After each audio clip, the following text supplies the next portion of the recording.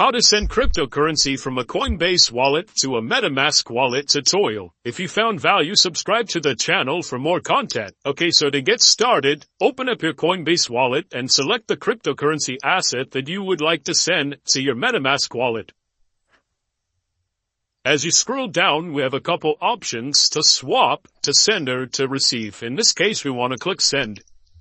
Type in the amount that you would like to send to your MetaMask wallet and click next. You will be given an option to send or to choose a recipient. You can send it here in the search bar. You have a recent and you have an addresses. In this case, once your MetaMask wallet has been loaded, you can go over to here and copy the address, or it says copy to the clipboard, and the address has been copied. Make sure that you're on the same chain that you want to receive the cryptocurrency on. In this case, I'm on Ethereum. And then reopen up your wallets and then again retype in the amounts if it is asking for it.